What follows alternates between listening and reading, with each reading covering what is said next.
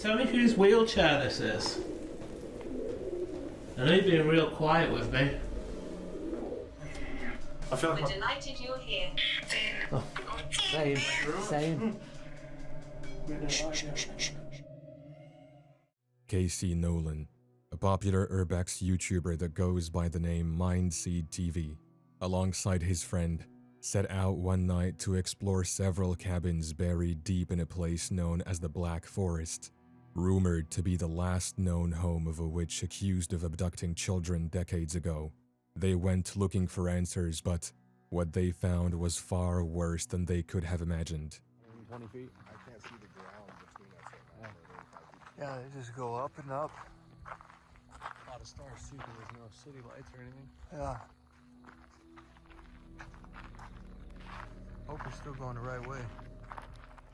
In the middle of the night, struggling to see the ground, the explorers tried to locate the cabin. At the time, none of them knew what was in store for them. Is this open? Can we get in here?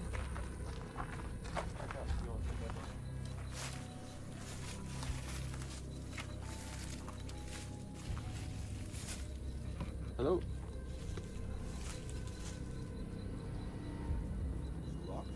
It's just like jammed in the dirt. You can barely see in there though.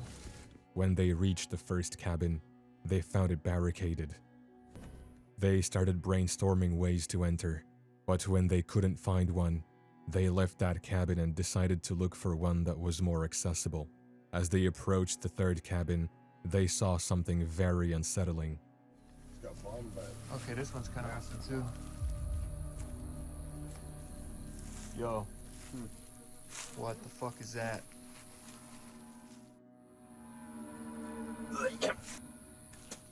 You alright? They soon realized it was a dead animal, its body already rotting, swarmed with flies. The stench was overwhelming, forcing them to gag and cover their mouths. But something else caught their attention.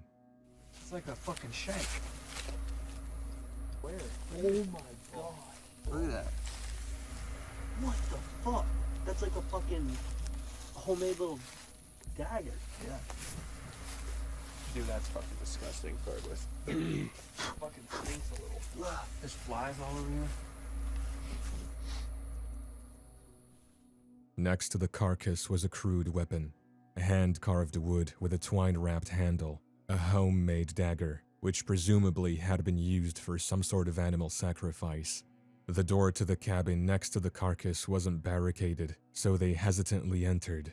The deeper they looked, the more it felt like someone, or something, had been using this place for rituals. Hello?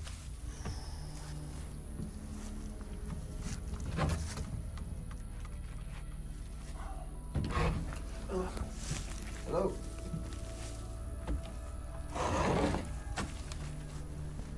There's like a bunch of cages over here. What? There's like cages over here. It's like chicken wire or something, I don't know. There were cages built from chicken wire, but it certainly didn't look like they were keeping chickens here. The place was creepy, but what they found next was far more unsettling. Oh, dude. What you got up there? Shit. Weird shit. Like what? Like hanging shit. What kind of hanging shit? I don't know if we should go up here, honestly. Upstairs, the smell was intense. Odd charms made of sticks hung from the ceiling, and flies were everywhere, getting into their eyes and ears. In one dark corner of the room, they found something. What the fuck is that? Ugh. What is that, dude?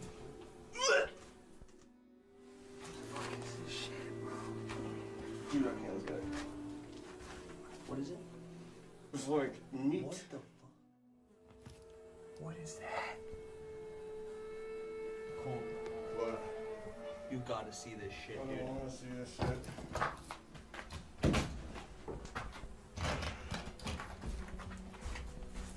What the fuck is that?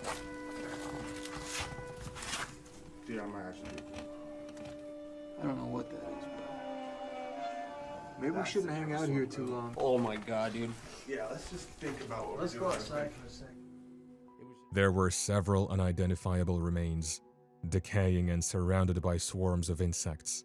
It became so unbearable that they stepped outside just to breathe, shaken by what they had found.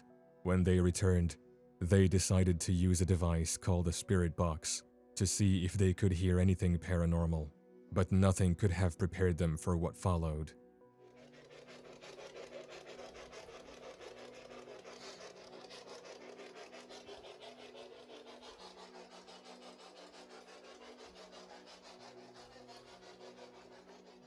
At first, only fragments of words came through. Then, outside the cabin, they heard something. The first time, they weren't exactly sure what it was, but the second time, it was undeniable.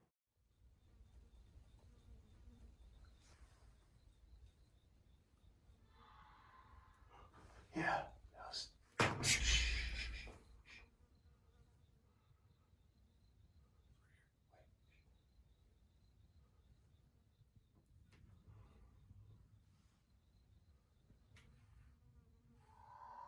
Oh, that was whoa.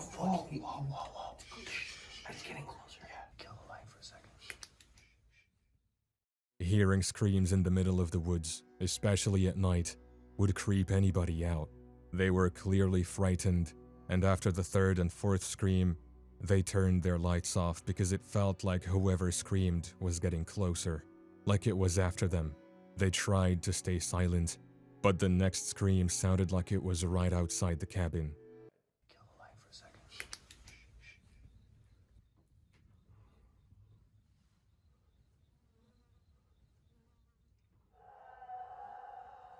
Okay. Yeah, no. No, let's go. What the fuck is that? Oh, fuck. God damn. Oh, it's fucking closer. That's it. Sounds like it's right fucking behind us. They ran out as fast as they could, but it kept feeling like the sound was following them. It felt so close, like whoever was making it could reach out and grab them. They didn't stop running until they were miles away. What they thought would be a typical investigation turned into something much more terrifying. Who was that out in the forest? YouTuber Brennan Evangelista, known for his channel Uncharted Travel, visited the decaying Gundry Glass Children's Asylum in Baltimore with fellow explorers Dan Bell and Nation of Decay. The asylum has stood empty for decades. Officially, it was known for treatment, but unofficially, some say children went in and never came out the same. The moment Brennan and his friends stepped through its crumbling doors, they knew something was wrong. Oh yeah, there's a big hole there. Probably get in through there, but I don't think you can really get out. Yeah. I don't think it would be clean. Huh? There's a way, the doors here. Oh, okay. Is it? Oh. Somebody really, Yeah, they busted that open. Damn, this place is old. After they found their way in, their greatest concern upon entering the building wasn't being caught by people from the outside, but rather the homeless rumored to inhabit the inside, people who had been known to chase out explorers with weapons. And shortly after they started looking around, Dan thought he saw something. that's where we came in last time. What, did you see someone, Dan? Hey. We're cool.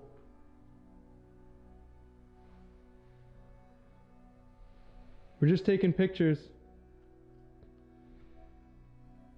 Did you see somebody walk by? Yeah. Go what? They're upstairs. There's somebody walking upstairs.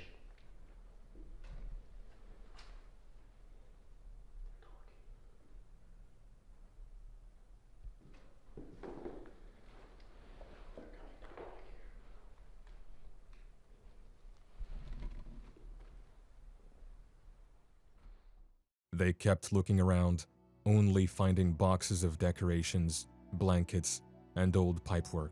After searching a few of the rooms, they discovered something foul and unsettling. Is that a cat? Yeah, it's fresh. Oh my. Oh, I wonder. It just came in here. It's Probably got a got collar. trapped. So No, it's there's a some. window over there. Oh. It's open. Oh, it reeks though. But Yeah, that's I couldn't sad. figure out. I didn't notice it at first. I was walking around it, and I was like, it smells like fish in here, and I couldn't. I thought maybe there was just like leftover. And I looked Yeah. on the ground, and there. Damn. I almost stepped on it. After hearing several questionable noises coming from the upper floors, they decided it was best to stick together while exploring, at least until they could be sure they were alone. After exploring the outpatient wing, Brennan began to hear a strange sound coming from a pink bathroom he had searched only moments earlier. Oh, do you hear that? It sounds like one of the toilets is going off. Yeah.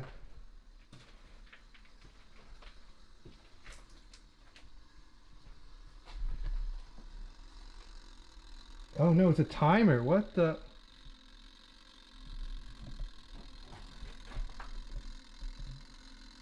Did you wind up this timer?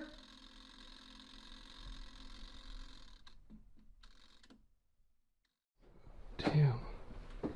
Yeah, well, somebody wound up the jacuzzi there, or that jacuzzi timer.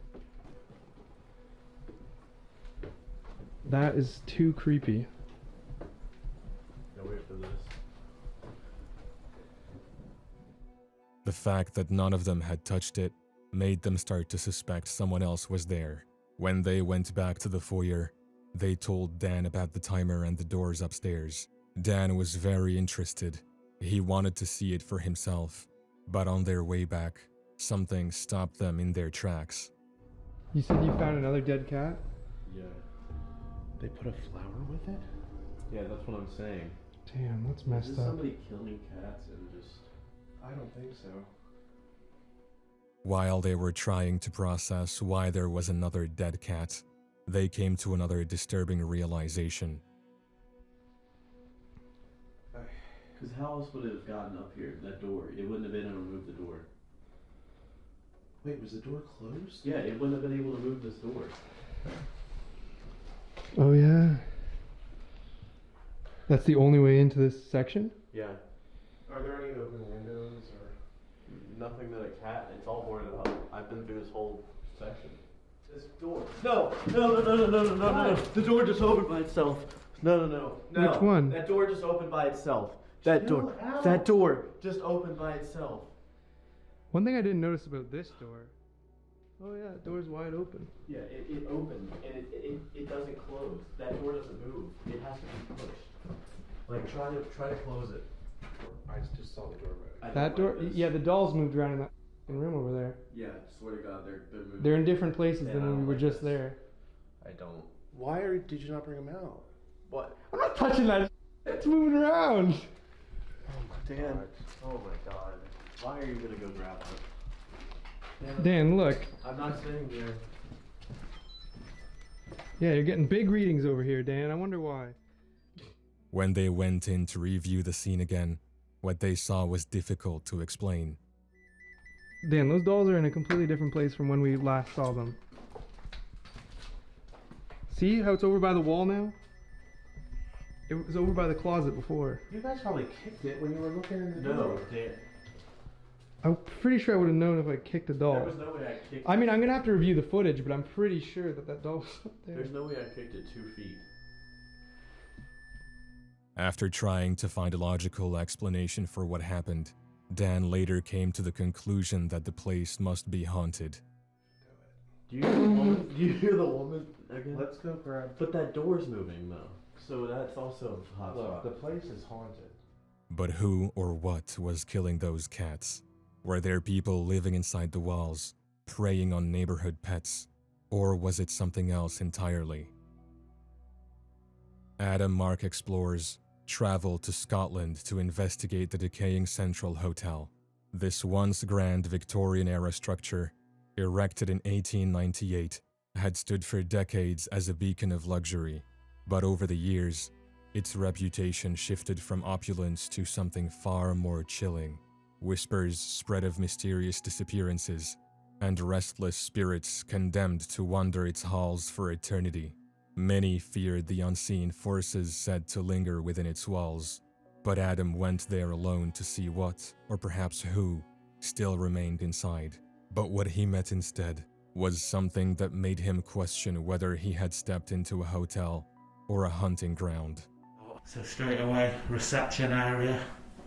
The place is completely covered in bird poo, bird corpses. It is so freaky in here, and there is a lot of decay.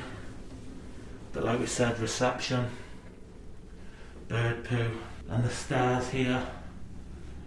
But what an entrance this is as well. Look at this, guys. Absolutely unreal. The air was thick with decay, but despite the filth, the entrance had a haunting beauty to it. Then came the shock, waiting for him at the bottom of the stairs. Messed up, but check this entrance out. The stairs. We have a coffin down here. What the hell is going on? Mattresses, furniture, all been chucked down. Looks like there's been a fire in this place. But what the hell? A full-size coffin just on the bottom of these stairs. Adam could hardly believe it. Determined, he pressed deeper into the house. He wasn't sure how long the hotel had been abandoned, but it was clear that time and people had not been kind to it. He skipped the restrooms and returned to the main entrance. Bit brighter in this room, but another bar area.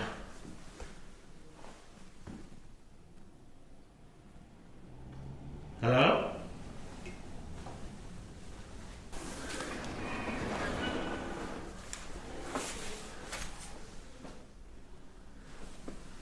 Could have been the pigeons.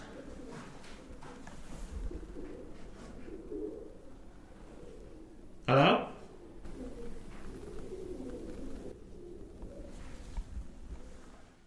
Adam went upstairs, wearing a mask, to guard against the overwhelming stench and the layers of bird droppings. Dead birds, all over the place here. Look at this. Absolutely everywhere. I'm literally walking on mountains of feces. Oh my days. This is like the set of any horror film. Look at the bed there. Dead birds were everywhere, scattered across the floor. Room after room told the same story. Death, neglect, and an air of something strange. I'm hearing footsteps everywhere. Adam's ears began to ring sharply for no apparent reason, and it persisted for a long time. He entered another one of the rooms upstairs. Then came a huge surprise. No way. The electric's still on. What? How on earth is the electric on in this place? That is crazy. DVDs on the floor. I mean, the place looks like it's been abandoned for 30 years. The electric's still on. That is absolutely blowing my mind. It was time to test whether the hotel still held more than just the remnants of its past. Downstairs, at the base of the staircase, he set up the investigation equipment. Adam began calling out, asking if anyone or anything would respond. Okay guys, so we are on the bottom of the stairs now. We've got the spirit talker, we have a REM pod on the stairs, and we have cat balls heading down. We also have the music box set up next to the stationary camera there. I'm just going to do a few shout outs, see if we can get any responses, any noises, and hopefully something playing with the equipment. Is that okay? Do you mind me being here? to start off with.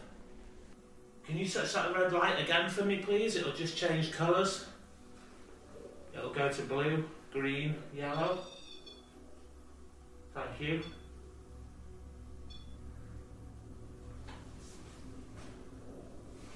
Thank you for doing that.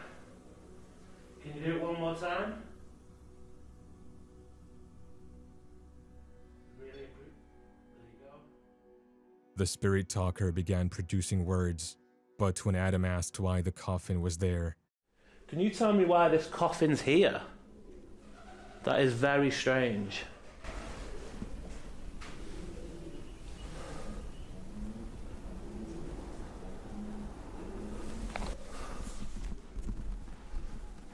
Hello? I don't mean any disrespect being here. None of the equipment will damage you or harm you in any way. It is just to indicate that I'm not alone here. Is that okay?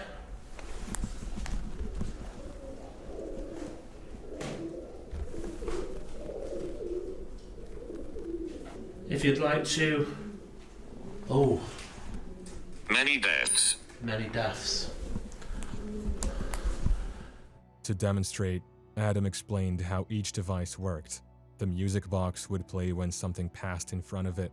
The cat balls would light up with the slightest touch. The REM pod, placed on the stairs, would glow and produce sound if approached. All you have to do is walk in front of that. All you have to do is knock one of these cat balls and they will light up. And also,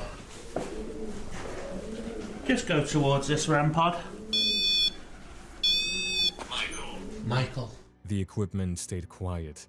He asked again about the coffin in the stairwell, but the stillness was unnerving. For such a large central part of the building, he expected more activity. A few moments later, he heard something again. I just heard walking. Hello? Cursed land. Cursed land. Is this land cursed that this building's on?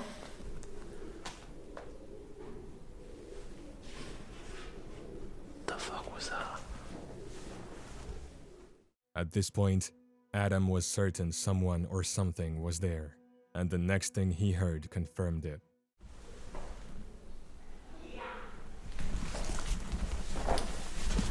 Guys, there's people here. Literally just heard them. Instinctively, he began packing up his expensive gear, worried that someone might have entered the building. He cautiously moved toward the sound, and as he turned to look into the kitchen, he saw something.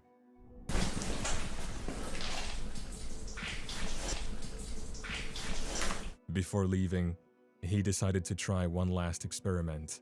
The necrophonic app. Speaking into the device, he asked if the voice he'd heard could identify itself, and he got a terrifying response. Come speak to me through this device in my hand. Word. Can you tell me who I heard shouting? Who did I hear? Can you tell me how many people are here with me?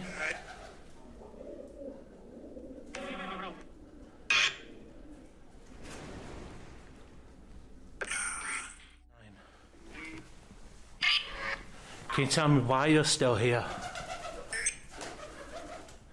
Is there a reason you can't leave?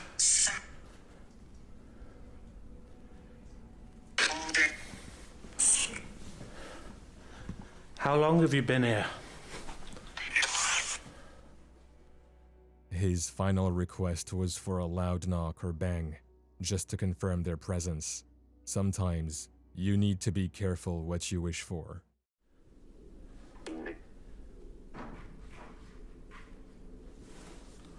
No. That was right above me. That was right above me. Time to go. Definitely time to go. Jesus Christ. The hotel had been everything he looked for in a location: rusting metal, peeling paint, cobwebs, decay, and yet this was different. The coffin, the overwhelming stench, and most of all, the disembodied shout had left an impression unlike any other. This time, Adam went with a friend, Matt, to explore a haunted Victorian home. Its final occupant, a man named Morris, had lived there until the age of 90, passing away within its walls. On the night of July 2nd, 2023, the explorers stepped inside, and the deeper they walked, the more it felt as though something unseen was following just out of sight.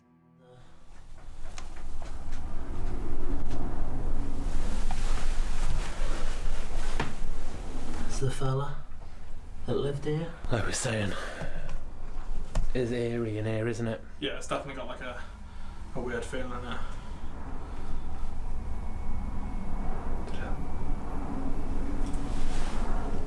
Like a rumbling from upstairs. The explorers went up the creaking staircase, moving cautiously from room to room. With the initial tour complete, they began to unpack their investigation equipment. So if there's any spirits in this room with us, if anyone's manipulating that device in the middle of the room, can you speak to us through this device on the chair, please? My name's Adam. I'm Matt. This is Matt. We don't mean any harm whatsoever. We are just here to speak to you. He's proper going for it. So is mine now flickering. It's literally going all the way to red. Both of their meters lit up in unison, pulsing bright red. Soon after, a faint knock drew Adam upstairs, alone. There is such a strong smell of smoke up here, as if it feels like somebody's been smoking in here today. Just gonna head into the bedroom where the clothes were hung out. Acknowledge. I acknowledge he's been in here today. What happened next was a huge revelation. Are you aware that you've passed away? Yes, they are aware. Oh, no way. I'm with my children. I'm with my children. When I asked are they aware, the device went off and it said I'm with my children. There is pictures with children downstairs. K2. Eventually, a name emerged that led the team to a conclusion. If I have a little girl in the room with me, can you touch that toy on the bed, please? If you'd like to play a game. Ava. Ava. Guys, so we've got the name Ava, and I'm only 5. She referred to the devices as toys as well, which would make sense if you're looking through a little kid's eyes. They believed they might be communicating with a young girl, but Ava wasn't the only presence. There were other names: Eric, Frank, and even Morris. They set up additional equipment, cat balls, a music box, and a REM pod, and invited the spirits to interact. Immediately, something happened. That just went all the way to red, completely spiked. There you go. Ava, is that you doing that? Can you do it again for me? We're not here to harm you in any way. If you'd like to play a game, touch the toy on the bed.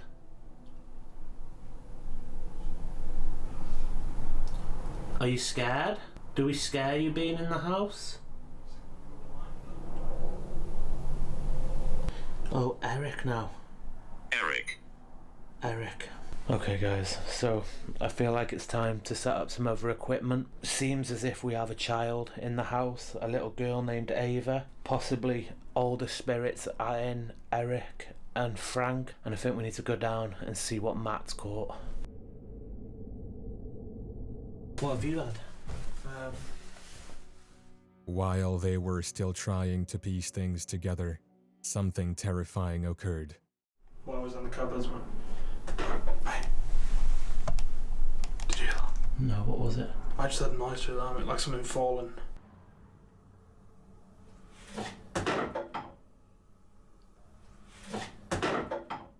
More chilling fragments followed, and another name came through. Then something strange happened right in front of them.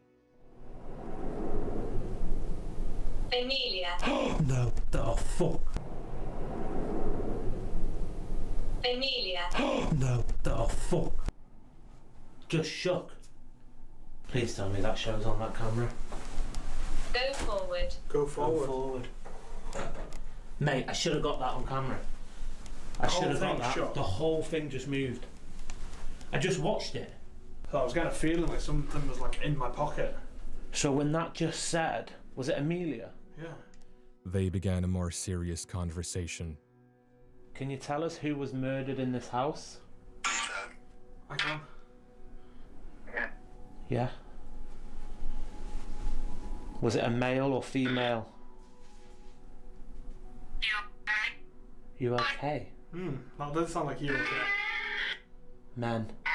Men? Are you referring to us as the men, or is there other men in this house? You. They couldn't tell if these were victims or something darker, but the air grew heavy, and the sensation of being watched increased. Finally, after hours of interaction, the team decided it was time to leave.